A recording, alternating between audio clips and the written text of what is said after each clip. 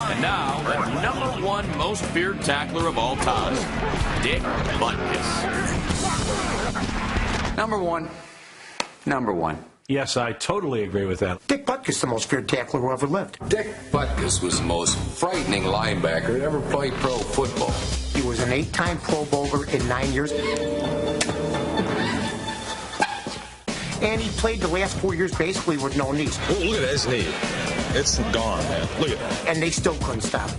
Butkus was playing at, 250, 260 at a time when the other linebackers were 30 or 40 pounds lighter. What he was really great at was taking the ball away from you.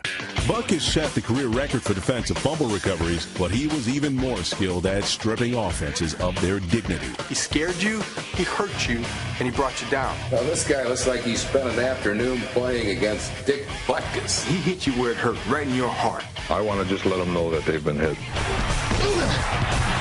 And when they get up, they don't have to look to see who was that hit them. You had the feeling that he was serious, that it wasn't just a game, that when he wanted to drill you, he really wanted to drill you, and probably would want to drill you when the game was over.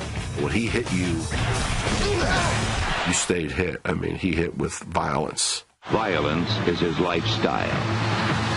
I think it was Hush Hush Sweet Charlotte. I got kind of a charge when that head come rolling down the stairs. I kind of like to sit there and watch it, project those things happening on a football field, and not to me. There were more people in the training room after we played the Bears than any other opponent. Everybody was bleeding, bruised, marked up.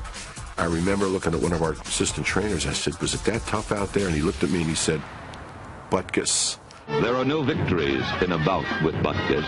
Just watching him out there had to scare some of these guys. If I had to play him, I'd crap the bed. I would go caca in my pants.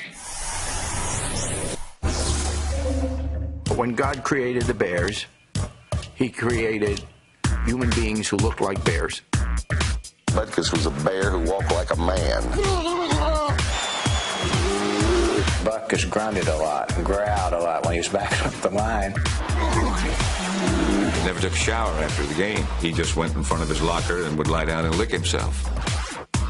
People say he was mean, and then, he would bite people and different things like that. There's a lot of offensive guys who will tell you that they felt somebody biting on my finger. And it'd be Butkus trying to take another chunk out of an offense. The official came running in and said, "Butkus out." He bit my finger.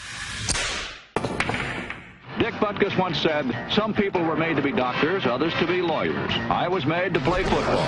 When we found out he was taking Shakespeare, that threw me back a little bit. Shakespeare's words could well have immortalized Dick Butkus. But Dick Butkus wanted to expand his horizons, and he always hated being called, the dumb jack. Our number one tackler never mastered Shakespeare's plays. He was horrible. But plays by Butkus inspired a generation of art and poetry. Roses are red and violets are blue. If you've got any sense, you'll keep Butkus away from you. Our top tackler preyed on blood, sweat, and fears. So why is he number one? We couldn't rank him any higher. Dick Butkus was the personification of defensive intimidation in pro football. Simply out to punish him. That's what he wanted to do. That's what he thought football was all about. There was no one better than Dick Butkus.